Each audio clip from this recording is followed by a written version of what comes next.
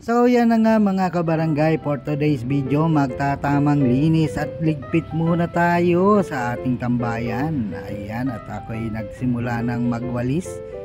Ayan, at konti-konti lang at maya maya konting ayos. At dahil nga sa sobrang kalat na at gulo ng ating mga gamit, kaya ayan, ngayon ay linis time.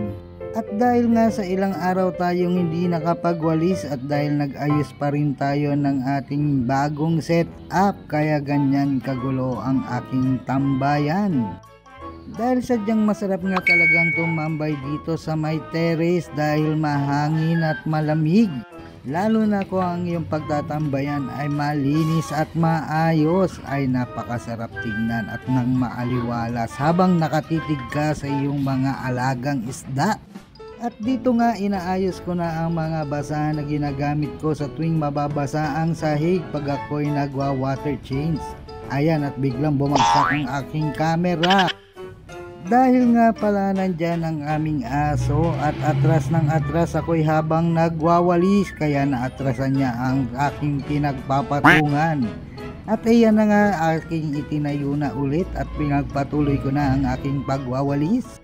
At dahil nga sa malapit kami sa highway na nakatira, ayan, kaya talaga namang napakaalikabok. At talaga namang ito'y kailangan mong linisin.